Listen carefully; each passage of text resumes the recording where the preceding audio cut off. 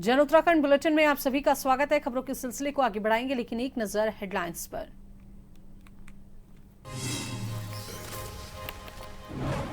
देहरादून सचिवालय में कुंभ मेला 2027 की तैयारियों पर समीक्षा बैठक। सीएम धामी ने की अध्यक्षता, अधिकारियों को दिया आवश्यक दिशा निर्देश।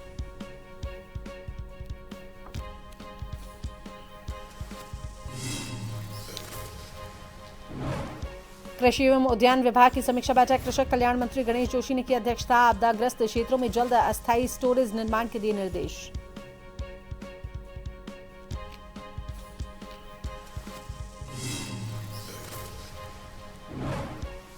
प्रदेश की 13 महिलाओं को मिलेगा तीलू रौतेली पुरस्कार। 4 सितंबर को देहरादून में होगा सम्मान कार्यक्रम। मंत्री रेखा आर्य ने दी जानकारी।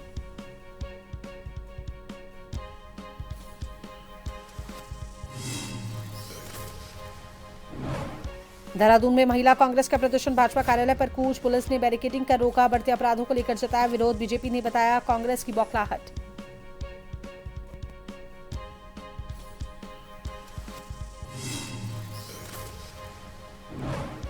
उत्तराखंड के 11 जिलों में बारिश का ऑरेंज अलर्ट। आकाशीय बिजली गिरने की भी चेतावनी। हाई अलर्ट पर प्रशासन। लोगों से सावधानी बरतने की अपील।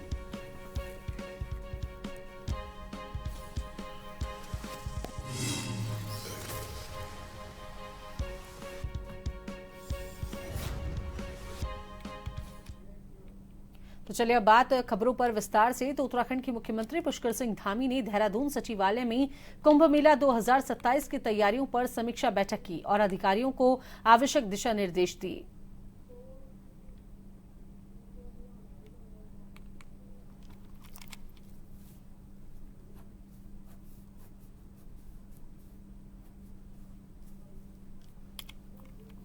हरिद्वार में कुंभ प्रस्तावित है, उसको लेकर आज सभी जनप्रतिनिधियों के साथ, सभी अधिकारियों के साथ, सभी जिलों के अधिकारियों के साथ आज विस्तृत रूप से उसकी तैयारियों के संबंध में बैठक हुई है। और ये कुंभ हमारा बहुत अच्छा हो, भव्य हो, सुविधाजनक हो, सुरक्षा की दृष्टि से अच्छा हो, लोगों को आवागमन में भी किसी प्रकार की कोई परेशानी न हो, अवस्थापना सुविधाएं अच्छी हों, नए घाट बने, नए पार्किंग स्थल बने, अनेक जो निर्माण कार्य हमारे शौचालय से लेकर जो होने, बिजली, पानी, अन्य सुविधाएं जो बननी है, उसके संबंध में बहुत व्यापक रूप से तैयारियां हमने प्रारंभ कर दी हैं। और साधु संतों का भी इसमें हम आशीर्वाद लेकर, उनका मार्गदर्शन लेकर इस कुंभ को बहुत ऐतिहासिक बनाने के लिए हमने काम प्रारंभ कर दिया है। देहरादून में कांग्रेस ने कानून व्यवस्था को लेकर भाजपा प्रदेश कार्यालय का कूच किया। महिला कांग्रेस की प्रदेश अध्यक्ष ज्योति रौतेला का कहना है कि जिस तरफ से एक निजी कंपनी का सर्वे आया है उसमें देहरादून महिलाओं के रहने के लिए असुरक्षित है। ऐसे में सरकार को बेहतर कानून व्यवस्था के लिए काम करना चाहिए। और इस दौरान कांग्रेस कार्यकर्ताओं ने गोबर को लेकर प्रदर्शन किया। उनका कहना है कि भाजपा प्रदेश कार्यालय के बाहर पुलिस ने बैरिकेडिंग लगाकर उन्हें रोक दिया।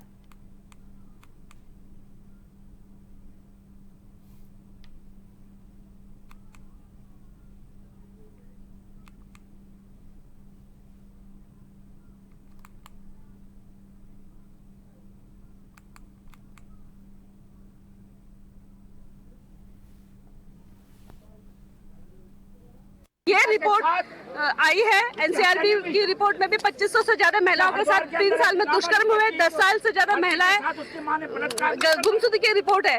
और अगर किसी एजेंसी ने ये रिपोर्ट गलत दी है तो क्या मेरा पुलिस प्रशासन से है कि उन पे केस हुआ, क्या अरेस्टिंग हुई? एक प्रदेश में, जिस प्रदेश का नाम देवभूमि के नाम से जाता है, जिस शहर को शिक्षा का हब माना जाता है, जहां हजारों बच्चे पढ़ने के लिए आती है, उस शहर के लिए ये कहा जा रहा है कि देश के 10वें नंबर में जो महिला सुरक्षा में। आप सोचिए कि जो बच्चे हैं, जो महिलाएं, उनके मन में कितनी असुरक्षा, कितना डर इस रिपोर्ट से पैदा हुआ है। अभी तो कांग्रेसियों का पसीना निकला है, हमारा खून भी बहाना पड़ेगा हमको अपना। अंकिता को न्याय दिलाने के लिए, उत्तराखंड की माता बहनों को न्याय दिलाने के लिए कांग्रेस का एक एक कार्यकर्ता, एक एक महिला कांग्रेस के एक एक कार्यकर्ता अभी तो केवल पसीना बहाया है, हमें खून भी बहाना पड़ेगा। हम उत्तराखंड की माता बहनों के सम्मान के लिए अपना खून भी बहाएंगे। कि आप लोग देख सकते हैं कि परसों जो भाजपा ने अपनी एक नीच हरकत की है, कांग्रेस के कार्यालय में जो इन्होंने घुसने का जो प्रयास किया है, मुझे लगता है उसमें ये फेलियर हुए, क्योंकि ये अपनी वाही लूटना चाहते थे वहां घुस के। लेकिन जब कांग्रेस के कार्यकर्ता सड़क पर उतरे तो आपने देखा कि पिछले पैर भागते हुए नजर आए भाजपा, क्योंकि वो गिरी हुई सरकार है। और महिला सुरक्षा की अगर बात करें तो महिला सुरक्षा बिल्कुल जीरो है, क्योंकि महिला सुरक्षा की बातें इन लोगों के मुंह से तो शोभा नहीं देती, क्योंकि इन्हीं की कार्यकर्ता ने अपनी ही बेटी का रेप करवाया जगह जगह जाके, तो महिला सुरक्षा की बातें ये करेंगे। उत्तराखंड में महिलाओं के प्रति बढ़ते अपराध की रिपोर्ट सार्वजनिक होने पर प्रदेश महिला कांग्रेस ने भाजपा कार्यालय की तरफ कूच किया। वहीं कांग्रेस कार्यकर्ता अपने साथ मिट्टी के बर्तन में गोबर लेकर आए थे और उन्होंने भाजपा की शुद्धि की बात कही। वहीं भाजपा प्रदेश अध्यक्ष महेंद्र भट्ट ने इस कूच को फ्लॉप बताते हुए कहा कि गोबर उठाने वाले का भी कुछ नाम होता है। उन्होंने कांग्रेस पर आरोप लगाया कि इस संस्था को पैसे देकर कांग्रेस ने ही मैसेज फैलाया है।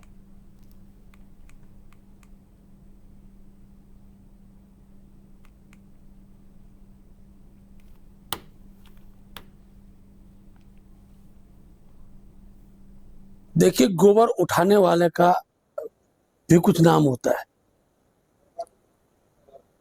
कांग्रेस का आज का प्रदर्शन पूरी तरह फ्लॉप था और जिस विषय को लेकर प्रदर्शन कर रहे थे, अब तो मेरा शक जाता है कि कांग्रेस ने ही उस संस्था को इस प्रकार का मैसेज, जिसमें देहरादून में महिला अपराध वृद्धि का विषय लेकर जो जिस संस्था ने अपनी बात को रखा है, अब मैं स्पष्ट रूप से कह सकता हूं कि कांग्रेस ने ही पैसे देकर उनसे इस प्रकार का सर्वे कराया है और आज के प्रदर्शन ने उसमें मोहर लगा दी।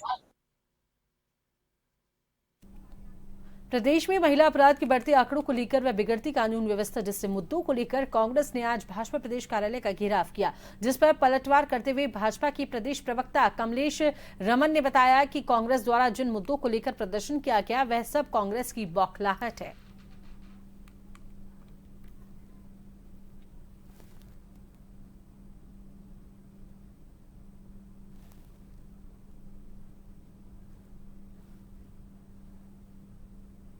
देखिए, जिस कानून की बात लेकर के आज कांग्रेस प्रदर्शन कर रही थी, जो लोग प्रदर्शन कर रहे थे, मैं बताना चाहूंगी कि पुष्कर सिंह धामी जी के नेतृत्व में कानून भी मजबूत बना है, कठोर कानून बना है, सख्त कानून बना है और इसीलिए आज जो गलत कृत्य करने वाले हैं वो जेल की सलाखों के पीछे होते हैं। कांग्रेस सिर्फ इस वक्त भ्रम की स्थिति को पैदा कर रही है, भ्रम फैला रही है और जनता को गुमराह करने का काम कर रही है, पर जनता हमेशा भारतीय जनता पार्टी का साथ दे रही है, पुष्कर सिंह धामी जी का साथ दे रही है, भारतीय जनता पार्टी की सरकार का साथ दे रही है। तो कांग्रेस का इस तरह का प्रदर्शन मुझे लगता है कि कहीं ना कहीं हास्यास्पद लग रहा है।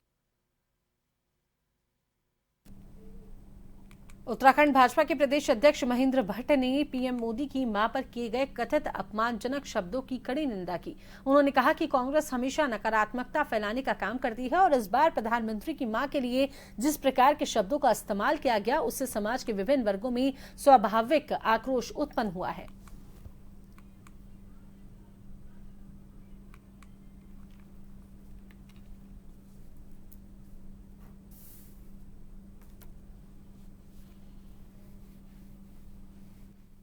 कांग्रेस तो हर सवाल को नकारात्मक दृष्टिकोण को ही खड़ा करती है। देश के प्रधानमंत्री जी की माता जी के प्रति जिस प्रकार का शब्दों का प्रयोग किया गया, उस पर भारतीय जनता पार्टी के कार्यकर्ता ने समाज के अनेकों वर्गों में आक्रोश होना स्वाभाविक था और कल एक प्रदर्शन था। उस प्रदर्शन को ये सचेत करने के लिए प्रदर्शन था, कांग्रेस के नेताओं को भगवान सद्बुद्धि दे और इस प्रकार से अपशब्दों का प्रयोग किसी भी, वो तो एक प्रधानमंत्री की माँ थी, मैं कहता महिला शक्ति के अपमान को लेकर हमने विषय को रखा था और एक मैसेज कल देहरादून के अंदर गया है।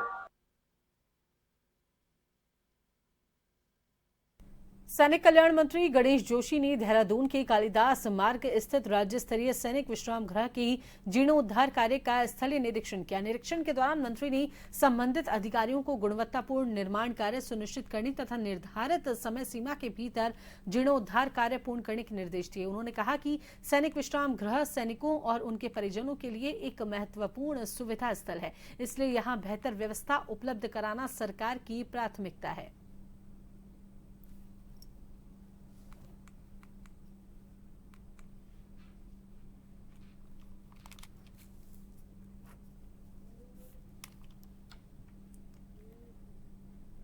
प्रदेश में युवाओं के रोजगार को लेकर सियासी बयानबाजी अब जो है तेज हो गई है। इसी बीच भाजपा प्रवक्ता कमलेश रमन ने केंद्र और राज्य सरकार की योजनाओं पर बड़ा बयान दिया। उन्होंने कहा कि प्रधानमंत्री नरेंद्र मोदी की अग्निवीर योजना युवाओं को नई दिशा देने वाली पहल है। केंद्र सरकार ने जहां 4 साल की सेवा पूरी करने के बाद अग्निवीरों को सेवा विस्तार और अवसर उपलब्ध कराने का प्रावधान किया है, वहीं मुख्यमंत्री पुष्कर सिंह धामी ने भी ऐतिहासिक फैसला लिया है। राज्य सरकार ने तय किया है कि रिटायर होकर लौटने वाले अग्निवीरों को स्थानीय निकायों और वर्दीधारी सेवाओं की भर्तियों में प्राथमिकता दी जाएगी। भाजपा प्रवक्ता ने दावा किया कि इस कदम से युवाओं का भविष्य सुरक्षित होगा और बेरोजगारी की समस्या से बड़ी राहत मिलेगी।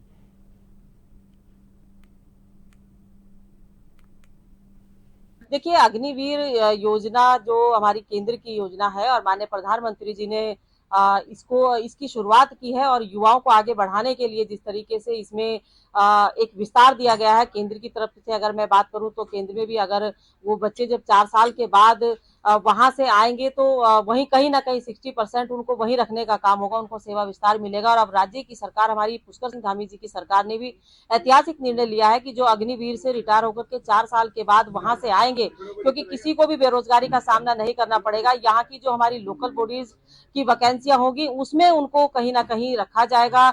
जितनी भी हमारी वर्दीधारी जो हमारी वैकेंसियां होंगी, जो आपकी जो है सुरक्षा की दृष्टि से जितनी भी हमारी वैकेंसियां होंगी उनमें उन लोगों को रखा जाएगा, उनको प्राथमिकता दी जाएगी। तो चलिए वक्त चला एक छोटे से ब्रेक का।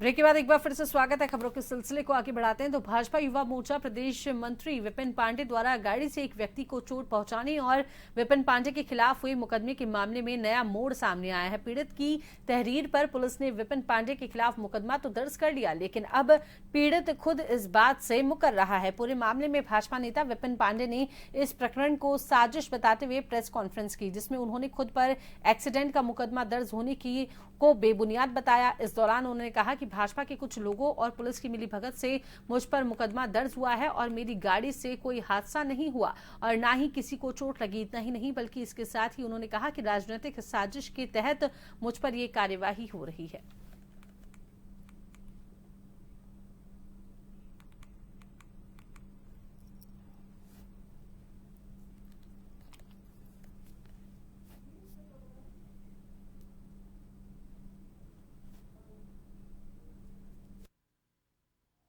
देखिए, 30 अगस्त 2025 की ये घटना है जब मेरे ऊपर एक झूठा मुकदमा जो लगभग 10-11 बजे थाने में पहुंचा और 1 बजे दर्ज हो गया, वो खुद ही हास्यास्पद है। क्योंकि कोई भी घटना इस तरह की होती है, एक्सीडेंटल घटना हो या बाकी हो, पहले उसकी प्रारंभिक जांच होती है, उसके बाद मुकदमा दर्ज होता है।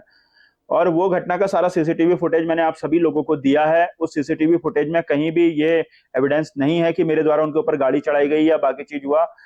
वो बीच रोड पे चल रहे थे, बीच रोड पे किनारे से मैंने गाड़ी निकाली, हल्का सा अगर झोंक उनको लगी भी थी तो कोई इतना बड़ा विषय वो नहीं था। उनके द्वारा दूसरा आरोप लगाया गया कि पवन दलहन का पैर इन्होंने तोड़ा है और इनकी गाड़ी से कुचल दिया गया है या इनकी गाड़ी उसके ऊपर चढ़ाई गई है। पवन दलहन हमारे पास आज सुबह आए थे, कहते विपिंदा उस दिन मुझे पता नहीं चला, इन लोगों के द्वारा मुझे दबाव बनाया गया और मुझे मुखानी थाना बुलाया गया। उनने नाम भी लिए हैं, नाम यहाँ आप लोगों के सामने लेना उचित नहीं है। तो उनके द्वारा उनने कहा, मैं कल जब मुझे पता चला तो मैं थाना मुखानी गया, चौकी गया, तो उनने मेरी एप्लीकेशन लेने से मना कर दिया कि मैं इसमें आगे कार्रवाई नहीं चाह रहा हूं।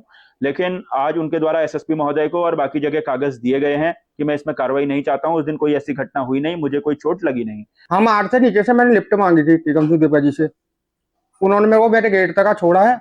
अब उनको लगा था कि मेरी गाड़ी में टक्कर पड़ी है करके, और जिसमें मेरे नाम पर झूठी रिपोर्ट दिखा रखी उन्होंने, टीकम सिंह देवका जी ने। क्या ना मेरा पाँव टूटा नहीं है, मेरा पाँव पूरा फिट है। पुलिस के पास गए थे, मैंने कहा भैया मैं अपने नाम अपने कोई शिकायत नहीं लेना चाहता हूँ, शिकायत नहीं करना चाहता हूँ पांडे जी के ऊपर। टनकपुर पिथौरागढ़ ऑल वेदर सड़क में स्वाला डेंजर जोन में आज सड़क खोलने के दौरान एक बड़ा हादसा होने से बाल बाल बच गया। बुधवार को स्वाला डेंजर जोन में मशीनें सड़क खोलने के लिए लगी हुई थी, तभी अचानक पहाड़ी से भारी मलबा पॉकलैंड मशीन के ऊपर जा गिरा, जिसमें पॉकलैंड मशीन दब गई। घटना में पॉकलैंड ऑपरेटर को भी चोटें आई हैं। किसी तरह पॉकलैंड ऑपरेटर की जान बचाई गई। पॉकलैंड को मलबे से बाहर निकालने के प्रयास जारी हैं। एनएच आज छठे दिन भी लगातार बंद है और खोलने के प्रयास जारी हैं। टिफिन टॉप में राष्ट्रीय राजमार्गों को खोल दिया गया है। वैकल्पिक मार्ग से आवाजाही सुचारू है। टनकपुर पिथौरागढ़ राष्ट्रीय राजमार्ग का स्वाला डेंजर जोन आज बुधवार को छठे दिन भी नहीं खुल पाया है।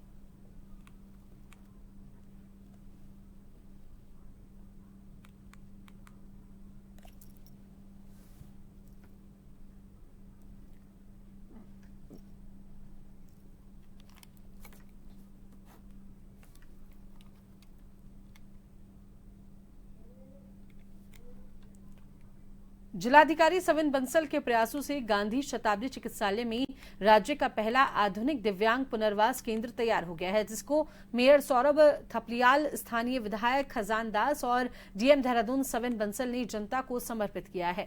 देहरादून के मेयर सौरभ थपलियाल का कहना है कि इस तरह का केंद्र की लंबे समय से जरूरत महसूस की जा रही थी, जो आज आम जनमानस को समर्पित किया गया है। उम्मीद है कि दिव्यांग जनों को इसका लाभ मिल सकेगा।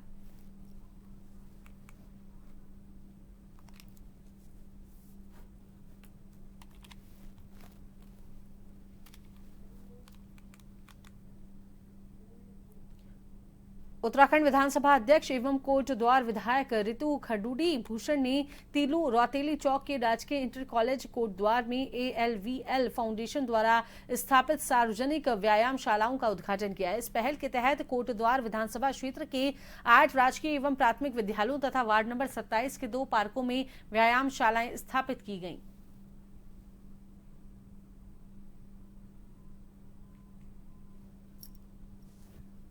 आज हम लोग यहाँ पर पहुँचे हैं कोटद्वार में। बहुत ही सुंदर एक ऑर्गेनाइजेशन, एक सेंटर हमने शुरू किया है, जिसमें हम फ्लेबोटॉमिस्ट जो खून निकालते हैं वैसे बच्चों को ट्रेनिंग देने जा रहे हैं। मैं आभार व्यक्त करती हूँ ब्रिगेडियर लाल का, लाल पैंथ फाउंडेशन का, बीएबल फाउंडेशन का, जिन्होंने ये बहुत ही अच्छी सोच के साथ यहाँ पर एक बहुत ही बढ़िया शुरुआत की है, अच्छी शुरुआत की है। हम चाहते हैं कि हमारे बच्चों को अच्छी स्किल मिले, सर्टिफिकेट भी जो मिलेगा बच्चों को वो नेशनल स्किल डेवलपमेंट काउंसिल जो भारत सरकार की एक बॉडी है उसके माध्यम से मिलेगा। 5 साल में बच्चे ट्रेनिंग करेंगे और ट्रेनिंग करने के बाद वो खून निकालने में सक्षम होंगे। अगर वो नौकरी करना चाहते हैं उन्हें नौकरी मिल सकती है, आगे पढ़ना चाहते हैं चाहे वो डिप्लोमा करना चाहें, BSc MSc करना चाहें, आगे भी वो इस ट्रेनिंग को लेकर आगे भी बहुत कुछ अच्छा कर सकते हैं।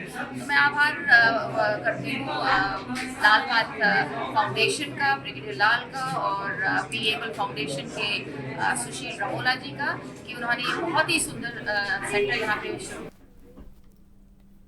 प्रदेश की कृषि एवं कृषक कल्याण मंत्री गणेश जोशी ने कैंप कार्यालय में कृषि एवं उद्यान विभाग की समीक्षा बैठक की और इस बैठक में आपदा प्रभावित क्षेत्रों को फसलों को हुए नुकसान को लेकर चर्चा की गई। कृषि मंत्री जोशी ने जनपद उत्तरकाशी के धराली और आसपास के क्षेत्रों में शीघ्र अस्थायी स्टोरेज निर्माण कराने के निर्देश दिए। साथ ही आपदा प्रभावित क्षेत्रों के किसानों को समय पर फल सब्जियों के बीज, मशीनें और उपकरण इत्यादि उपलब्ध कराने पर जोर दिया।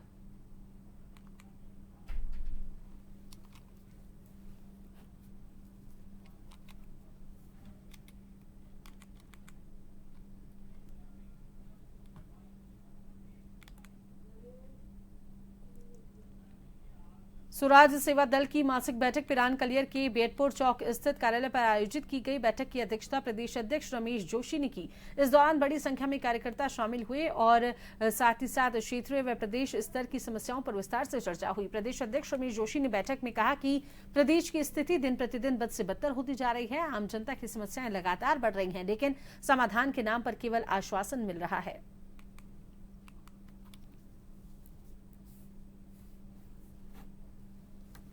मेरे प्यारे साथियों, आज प्रदेश के हालात बद से बदतर होते जा रहे हैं। जब किसी अधिकारी के पास जाते हैं तो वो कह देता है कि आप सरकारी कामकाज में बाधा डाल रहे हैं, और अधिकारी इस तरीके से बेलगाम हो गए हैं जैसे अधिकारियों को सरकार द्वारा पीपीपी मोड पर दे दिया गया हो। कोई सुध लेने वाला नहीं है, कोई पूछने वाला नहीं है, कोई काम करने को तैयार नहीं है।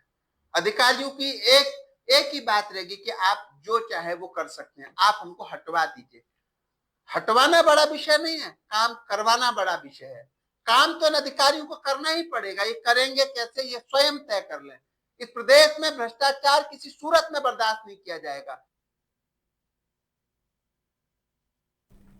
तो वहीं हल्द्वानी में एसडीएम कोर्ट पर धरने पर बैठे परिवार ने कहा कि सिटी मजिस्ट्रेट ने उनके साथ न सिर्फ अभद्र व्यवहार किया बल्कि उनके घर में ताला लगा दिया। दरअसल मामला भरी बरसात के बीच का है, जब सिटी मजिस्ट्रेट देवखड़ी नाली क्षेत्र में रह रहे परिवारों को खाली करने के लिए गए थे। वहीं परिवार का आरोप है कि बिना नोटिस दिए पहले ही भी उनके घर को तोड़ा गया और कल फिर सिटी मजिस्ट्रेट पुलिस को लेकर वहां पहुंचे, जहां उन्होंने अभद्र भाषा का प्रयोग किया। लिहाजा परिवार एसडीएम कोर्ट पर पहुंचकर धरना दे रहा है। वहीं दूसरी तरफ सिटी मजिस्ट्रेट का कहना है कि भारी बारिश के मद्देनजर सुरक्षा की दृष्टि से घरों को खाली करने के लिए वह गए हुए थे।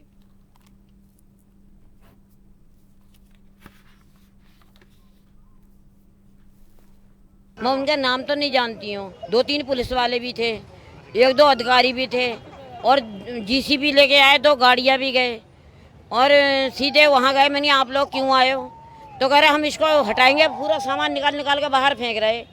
और 2 महीने पहले गए ये, तब भी इन्होंने अपने हाथ से सामान मेरा फेंक के पीछे पूरी दीवार तोड़ गए।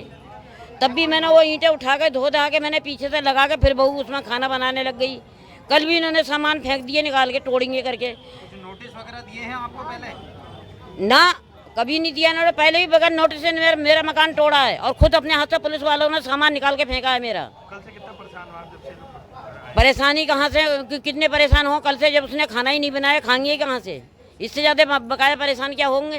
कल तो जो दमवा डोंगा क्षेत्र वाला है, तो हमने केवल, चूँकि वो एकदम नाले पे है और सामने स्लाइडिंग भी हो रही थी, तो उसके दृष्टि हमने केवल एक मकान चिन्हित किया। बाकी जो गोला के तरफ हैं वो हमने 40-50 मकान के आसपास उनको चिन्हित कर रखा है, उनको भी हमने खाली करवाया है। हमने केवल, चूँकि कल भी हमने खाली करवाया, परसों में हमने खाली करवाया, केवल जो हमारा नदियों का जो जल स्तर था वो बढ़ा हुआ था, फोरकास्ट था, उसी के दृष्टि से खाली करवाए हैं। इससे पहले तोड़ने की बात कहीं नहीं आई है। हाँ, जिस दिन जो अवैध होगा, जो प्रॉपर जो आपका नोटिस और जो प्रोसीजर है, अगर तोड़ने की बात आएगी तो प्रॉपर प्रोसीजर फॉलो करके ही तोड़ा जाएगा। वैसे ही बिना प्रोसीजर के जाके किसी का मकान नहीं तोड़ा जाएगा। जन उत्तराखंड बुलेटिन में फिलहाल के लिए इतना ही। बने रही जन टीवी के साथ। नमस्कार।